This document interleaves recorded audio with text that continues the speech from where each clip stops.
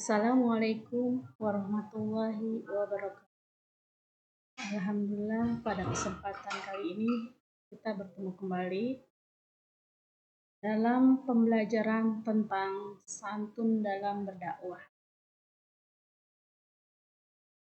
Oke, sebelum kita membahas lebih jauh, kita harus tahu mengenai pengertian khutbah. Yang pertama adalah khutbah. Pengertian khutbah adalah menyampaikan pesan dengan takwa sesuai perintah Allah Subhanahu wa Ta'ala dengan syarat dan rukun tertentu. Orang yang melakukan khutbah itu disebut sebagai khatib dan wajib harus laki-laki.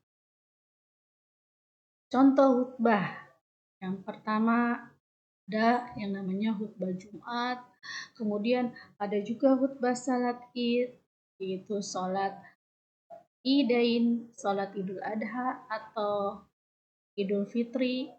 Kemudian ada juga khutbah salat khusuf, khutbah salat istisqa, khutbah ketika wukuf di padang Arafah, dan ada juga khutbah nikah. Syarat sebagai khatib itu harus pertama muslim, kedua balik, berakal sehat, dan taat beribadah. Yang kedua, mengetahui syarat, rukun, dan sunnah khutbah.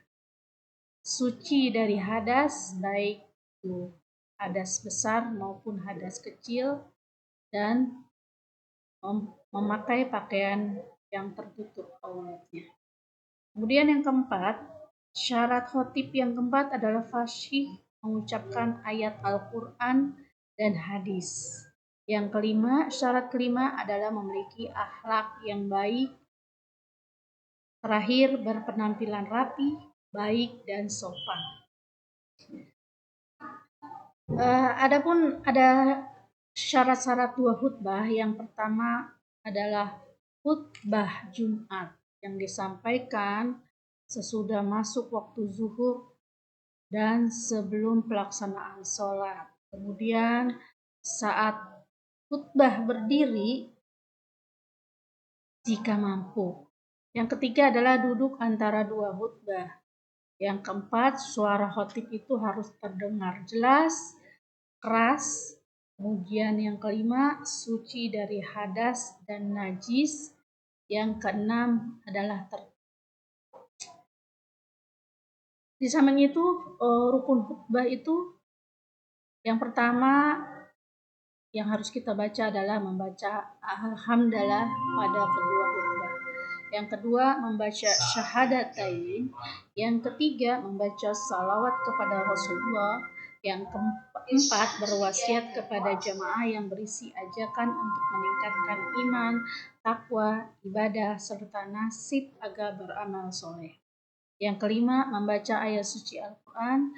Yang keenam, berdoa pada khutbah kedua untuk memohon ampunan, kesejahteraan bagi kaum muslimin dan muslimat, baik di dunia maupun di akhirat. Adapun sunnah khutbah yang pertama adalah khutbah disampaikan di tempat lebih tinggi atau di atas mimbar. Yang kedua, khutbah disampaikan dengan kalimat yang jelas, sistematis, dan temanya sesuai dengan situasi kondisi yang terjadi. Yang ketiga, khutbah itu hendaknya singkat, padat, dan jelas. Tidak terlalu lama yang sehingga orang mendengarkan bosan. Juga tidak terlalu singkat yang artinya orang yang mendengarkan tidak mengerti apa yang akan kita sampaikan. Yang keempat, khatib disunahkan membaca Quran surat Al-Ikhlas. Yang kelima, khatib menertibkan rukun-rukun hukum. Adab sholat Idain. Yang pertama dimulai dari matahari bergeser ke arah barat. Kemudian tempat pelaksanaan lebih baik di tanah lapang.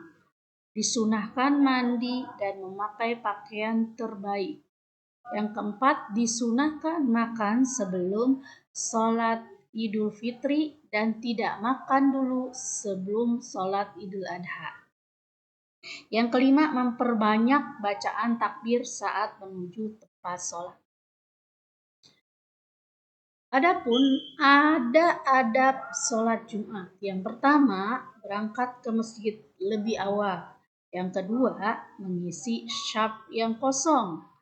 Yang ketiga, memperbanyak zikir, berdoa, membaca salawat Nabi Muhammad SAW dan membaca Al-Quran.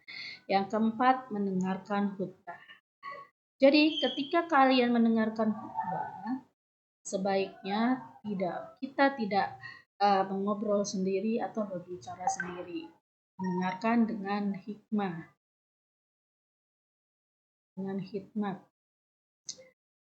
Praktek khutbah pertama. Yang pertama, khatib berdiri di mimbar mengucapkan salam. 2, duduk saat azan dikumandangkan.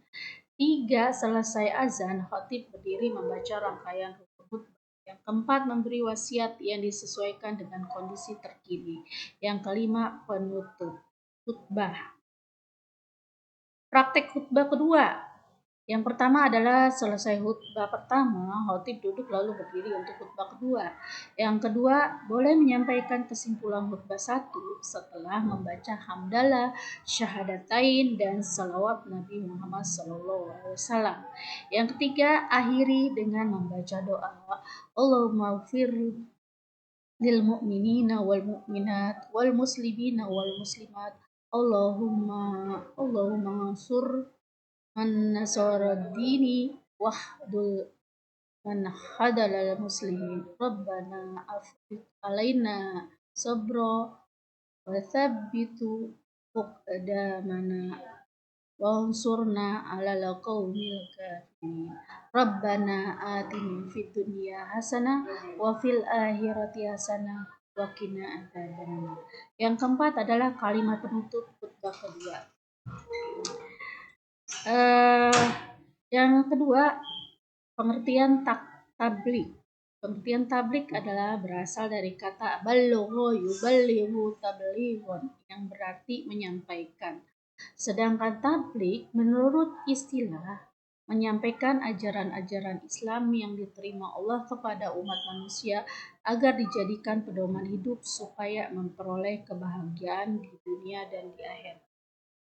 Orang yang bertablik disebut mubaligh, itu bagi laki-laki, sedangkan untuk perempuan disebut mubalighah. Seorang mubaligh dapat menyampaikan ceramahnya melalui lisan maupun tulisan. Syarat mubaligh yang pertama, Islam, baligh, berakal sehat, mendalami ajaran agama Islam. Etika dalam menyampaikan tablik yang pertama, menggunakan bahasa yang mudah dipahami. 2, bersikap lemah lembut, tidak kasar dan tidak merusak.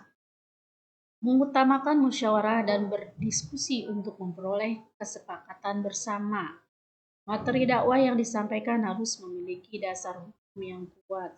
Sumbernya juga harus jelas.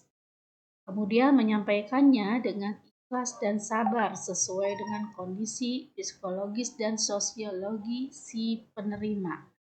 Tidak menghasut orang lain untuk merusak, bermusuhan, berselisih, atau mencari kesalahan orang lain. Tujuan tablik.